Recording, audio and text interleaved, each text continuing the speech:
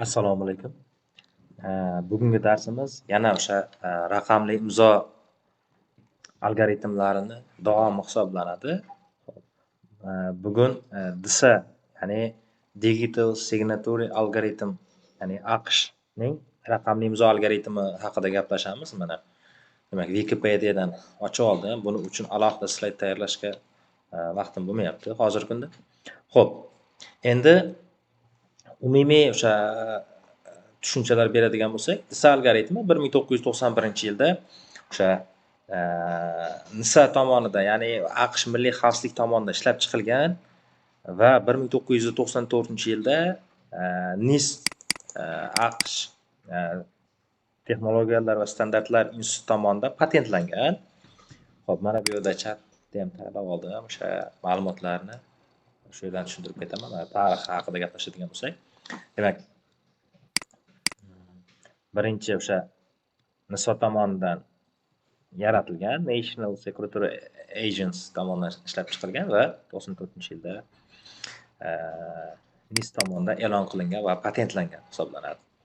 Hozirgi kunda DSA algoritmi ishlatiladi, raqamli imzolarni tasdiqlashda ishlatiladi va hozirgi kunda xavfsizlik sifatida kalit uzunligi yerda ikkita qiymatlar bo'ladi, P va Q. O'sha demak P qiymatlari 2048 yoki 3072 bitgacha bo'lishi kerak bo'ladi. Yoki bo'lmasa buni muqobil versiyasi ham bor, boshqa demak ECDSA versiyasi ham bor, ya'ni elliptik egri chiziqqa asoslangan versiyasida kalit uzunligi qisqaroq variantda foydalanish ham imkoniyati mavjud ekan. Xo'p, demak 2013-yilda FIPS 186 standarti qabul qilingan. Bu yerda ham o'sha DSA yana ham xavfsizligi mustahkamlangan. Bu yerda o'sha hash funksiyalar dastlabki 94-yilgi versiyalarda hash funksiyalar oddiyroq deylik SHA-1 versiyalar ishlatilgan bo'lsa, hozirgi kunda SHA-256 va eng oxirgi o'sha SHA-3 hash funksiyalari ishlatilar ekan. Xo'p, endi to'g'ridan to'g'ri o'sha DSAni qanday algoritm ekanligi va uni matematik xavfsizligi nimalarga asoslanganligini haqida gaplashib o'tamiz. Xo'p, kalitlarni tayyorlashdan boshlaymiz birinchi. Demak, kalitlarni tayyorlash bosqichida bu yerda katta tub son olinar ekan. Xavfsizlik talablariga qarab 1024 dan 3072 bit uzunlikgacha bo'lgan P katta tub son olinar ekan. Xo'p, deylik, agar 1024 bit P tub son olinadigan bo'lsa, Q ikkinchi qiymatimiz 160 bit bo'lish standartda ko'rsatib o'tilgan. Agar 2048 bo'ladigan bo'lsa, 224 yoki 3072 bit bo'ladigan bo'lsa, P katta sonimiz, keyingi tanlab olinadigan Q sonimiz esa 256 bitli tub son bo'lishi talab qilinar ekan. Yana bitta qo'shimcha talab bor bu yerda. Deylik, P sonimizni, tub sonimizni tanlab bo'lgandan so'ng Q sonimiz P-1 ga karrali bo'lishi kerak. Masalan, P23 tub sonimiz olinsa, Q11 tanlay olamiz. Agar deylik P19 tub sonimiz olinsa, 19 dan -1 esa 18, 18 2 ga bo'lsa 9. Bu endi nimaga karrali bo'lmay qoladi. Ya'ni ham tub son ham bo'lmay qoladi, ham P-1 ga karrali bo'lmay qolar ekan. Ya'ni shuni ham inobatga olish kerak ekan. Xo'p, demak, yana qaytarib o'taman. P tub sonimizni tanlagandan so'ng P dan -1 da ayirganimizdan keyin Q ga karrali bo'lishi kerak. Ya'ni Q ga bo'linishi kerak ekan. Ya'ni Q tub sonimizga bo'linadigan son bo'lishi kerak ekan. Undan keyingi tanlab olinadigan sonimiz J sonimizning ham o'ziga yarasha shartlari bor. J 1 dan katta va Q-1 dan kichik bo'lishi kerak. Bundan tashqari J ni tanlayotganimizda H ni tanlab olar ekanmiz. J ning qiymati 1 ga teng bo'lmasligi kerak. Bu yerda yozilmagan ekan, hozir Wikipediyadan qarab ko'ramiz. Xo'p, Wikipediyada mana bu yerda mana J teng emas 1 bo'lishi kerak. Ya'ni J ning qiymati 1 ga teng bo'lmasligi kerak. Shartlari ham mavjud. Xo'p, bundan tashqari P-1 taqsim Q ni hisoblab mana shu yerdan j ni hisoblab olar ekanmiz. H ni o'sha 1 bilan p minus 1 oralig'ida tanlaymiz va shunda j ni hisoblab olar ekanmiz mana shu formula yordamida. J teng h darajasida p minus 1 taqsim q mod p. Mana shu joydan biz j ni tanlab olamiz. Xo'p, endi ochiq kalit hisoblab olish. Bu yerda ham diskret logaritm muammosi bor. Ya'ni DSA algoritmining asosida Elgamal algoritmi turar ekan. O'sha Tohir Elgamal tomonidan ishlab chiqilgan. Bundan oldingi darslarimizda bor. Bu alohida mavzu. Elgamal algoritmi asos bo'lib xizmat qiladi. Ya'ni elektron raqamli imzo algoritmlarimiz ochiq kalitga asoslangan kriptografik algoritmlar asosida quriladi va hash funksiyalar birgalikda ikkalasi birgalikda qurilar ekan. Endi yakunda ochiq kalit sifatida p, q, j va y larni ikkinchi tomonga uzatamiz. Bunda endi ular raqamli imzoni tekshirish uchun foydalaniladi. E'tibor beradigan bo'lsak, bu yerda endi ochiq kalitli kriptografiyadan farq qiladigan tomonlari bor. Odatda ochiq kalitli kriptografiyada bizlar p va q, ya'ni dastlabki tanlab olinadigan tub sonlarimizni hech qachon oshkor qilmasligimiz kerak edi. Chunki agar bularni oshkor qiladigan bo'lsak, shifrlash buzilgan bo'lar edi. Lekin bu yerda esa boshqacha. Ya'ni p, qlarimizni yuboramiz va autentifikatsiyadan o'tkazib, ma'lumotlarning, hujjatlarning buzilmaganligini tekshirib olish uchun ishlatiladi bu raqamli imzo. Xo'p, maxfiy kalit sifatida x tanlab olinadi. X ham 1 dan katta, q minus 1 dan kichik bo'lish sharti mavjud va bu tasodifiy bo'lishi kerak. X tanlab olayotgan shaxsiy kalitimiz yordamida imzolanadi, hujjatlar imzolanadi. Va ochiq kalitlar yordamida endi imzolar haqiqiyligi tekshirib ko'riladi. Endi yordamida imzo yaratish bosqichi. Xo'p, bu yerda o'sha ixtiyoriy hash funksiya ishlatilib ketishi mumkin. Agar xavfsizlik nuqtai nazaridan talab yuqori bo'ladigan bo'lsa, SHA-2 oilasiga mansub hash funksiyalardan foydalanish yoki SHA-3 oilasiga mansub hash funksiyalardan foydalanish talab qilinar ekan. Xo'p, biron bir xabar, ya'ni hujjat sifatida ma'lumotni hashlab olish kerak birinchi o'rinda. Demak, X shaxsiy kalitimiz va bu ochiq kalitlarimiz. Endi bu yerda imzolash uchun tasodifiy kalit kerak bo'ladi. Bu kalitimiz q-1 bilan 1 bilan q-1 oralig'ida tasodifiy tanlanishi kerak va bir marta ishlatilishi talab qilinadi. Agar kani bir necha bor qayta ishlaydigan bo'lsak, o'rtada man in the middle, ya'ni o'rtadagi odam hujumlarida bu raqamli imzo buzilishi ehtimoli bor.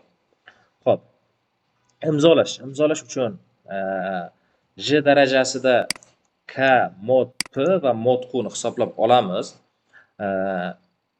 P qdan katta bo'lganligi uchun birinchi o'sha mod p hisoblab olinadi va buning natijasida yana mod q hisoblab olinadi.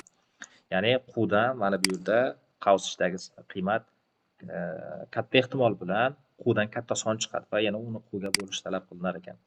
Agar sharti bor, endi r 0 ga teng bo'lib qolsa, k ni qiymatini qaytadan tanlab, qaytadan yana r ni hisoblash talab qilinar ekan. R 0 bo'lishi mumkin emas. Xo'p, endi s ni hisoblash uchun k-1 tasodifiy tanlab olingan kalitimizning teskarisi va hash funksiya yordamida hujjatda hashlangan qiymati qo'shamiz. Shaxsiy kalitimizga ko'paytirilgan r va uni natijasini q ga qoldiqlab bo'lishimiz kerak bo'ladi bu yerda. Xo'p, k ning -1-sini mod q ga alohida hisoblab olamiz. Buning uchun esa bizda avvaldan o'sha teskarisini topish formulalari bor. Hozir buni Paintda yana bir marta ko'rsatib beraman. Xo'p, qanday qilib topiladi? K ning -1-si mod q qanday topiladi? Xo'p, demak, bu yerda ozgina yozuvni kattalashtirib olamiz. Xo'p, mayli. K ning -1-si degani bu, ya'ni K ning -1-sini topish qanday topiladi? Bunga ko'paytirishimiz kerak. Demak, K ni qoldiqli bo'lamiz. qoldiqli bo'lamiz. Q bo'lsa Q, P bo'lsa P, mana Qga bo'lganimizda buning qoldig'i 1 ga teng bo'lishi talab qilinadi. Ya'ni bu degani, mana bu k ning teskarisi degani 1 taqsim k, k ga k ni ko'paytirsak o'zi 1 qoladi. Buni qoldiqni ixtiyorchamga bo'lsak, qoldig'i 1 ga tengligi ma'lum ekan. Mana shu holatda mana shu joyini hisoblab olamiz. K ning -1-sini topish uchun esa mana shu k ning -1-sini o'rniga turli qiymatlar qo'yib ko'rib, k ning qiymati mavjud bizda, k berilgan, ya'ni tasodifiy tanlab olinadigan sonimiz. Shuni q ga bo'lganimizda 1 chiqargan holatda ishni to'xtatamiz. Buning Ferma teoremasi bo'yicha hisoblashning ikkinchi usuli ham bor. Ya'ni k -1 mod q ni to'g'ridan-to'g'ri hisoblash uchun buni, ya'ni q bu yerda, mana bu yerdagi q tub son bo'lgan holatda Ferma teoremasi ishlaydi. Ya'ni xo'p, buning uchun k ni o'zini, demak, q minus 2 mod qni hisoblashning o'zi yetarli. Shuni hisoblab chiqadigan bo'lsak, o'z-o'zidan bu k ning -1-siga teng bo'ladi. Buni alohida bitta darsimizda nima uchun bunaqa bo'lishini ham tushuntirib beramiz. Xo'p. Demak, endi k ning -1-sini topganimizdan keyin buni bu joyga qo'yib yuboraveramiz qiymatini. Endi ichini hisoblab olishimiz kerak bo'ladi. Hm deganimiz o'sha hash funksiyani, o'sha m xabarning hash funksiya qiymati shaxsiy kalit ko'paytirgan r va q ga qoldiqli bo'lamiz va ko'paytirib keyin qoldiqli bo'lsa ham bo'laveradi. Endi qanday hisoblash xohish istagingizga bog'liq. Agar bu yerda s ni hisoblaganimizda s'imiz 0 ga teng bo'lib qolsa, k ning qiymatini yana almashtirib qaytadan hisoblab chiqish kerak bo'ladi. Demak, bu yerda k ning qiymatini almashtiradigan bo'lsak, albatta r ning qiymati ham almashadi. Endi bu yerda r ni ham qayta hisoblashga to'g'ri kelar ekan. Xo'p, endi yakunda biz imzo sifatida r va s qiymatlarini ikkinchi tomonga uzatishimiz kerak bo'ladi. Bundan tashqari ochiq kalitlarni ham uzatamiz. P, q, y va hujjatni ham uzatishimiz kerak bo'ladi. Va shular bilan j ni ham uzatishimiz kerak. Yana qaytarib olaylik. Demak, ikkinchi tomonga uzatiladigan qiymatlarimiz imzoning o'zi r, s va xabar, ya'ni hujjat, qanaqadir hujjat, ya'ni tekshirilish kerak bo'lgan, imzoga tekshirilish kerak bo'lgan hujjatning o'zi. Undan tashqari ochiq kalitlarimiz y hisoblab olganmiz, j darajasi x mod p bilan hisoblab olgan y'imiz, ochiq kalitimiz. Qayerda hisobladik buni? Xo'p, qaytadan qaraylik. Xo'p, y mana bu yerda y hisobladik. Buni ham uzatamiz. Mana xullas kalom mana bu yerda bor ekan. P, q, y va j larni hammasini, demak, ochiq kalit sifatida uzatamiz ikkinchi tomonga. Xo'p, endi imzoni tekshirish qanday bajariladi? Tekshirish bosqichi, demak, qabul qilib olingan mana shu barcha qiymatlarimizdan imzoni tekshirish amalga oshirilar ekan.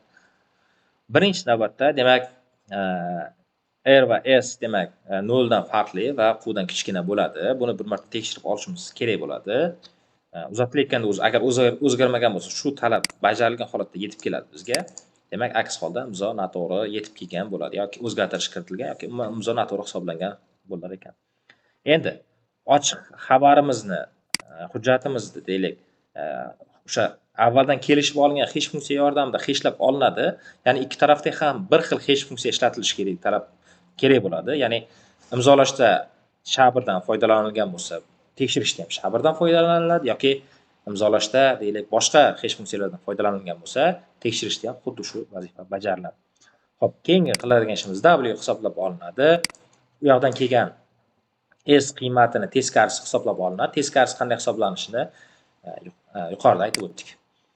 Undan so'ng U1 va U2 formula, mana shu formulalar yordamida hisoblab olinadi.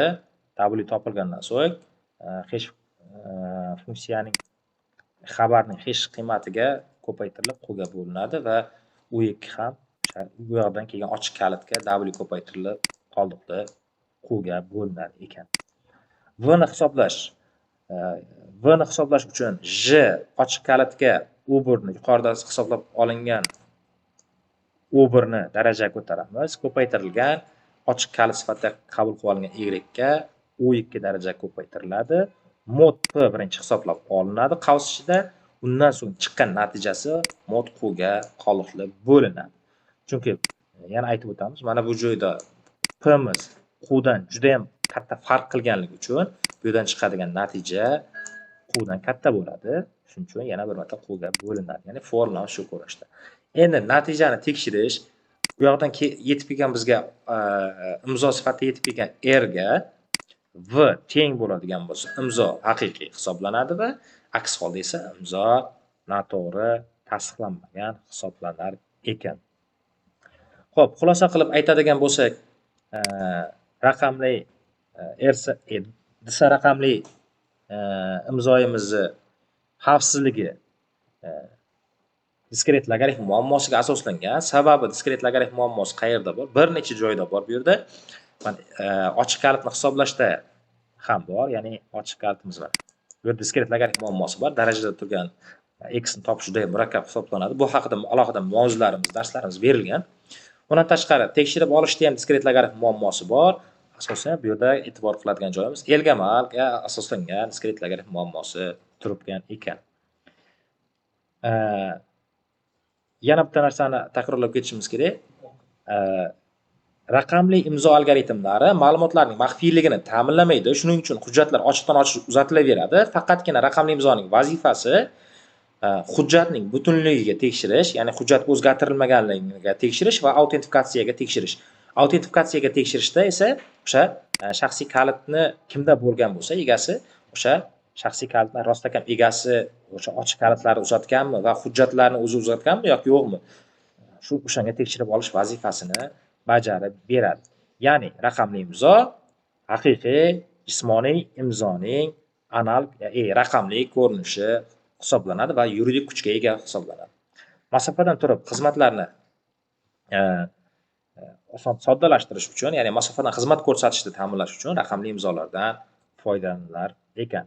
Agar maxfiyligini ta'minlash kerak bo'lsa, unda hujjatlar ham hammasi shifrlanib yuborishi talab qilinar ekan. Xo'p, shu bilan disa raqamli imzo algoritmimizni mavzumiz tugadi. Qo'shimcha ma'lumotlar internet manbalarida yana topib olasiz. Sog' bo'ling.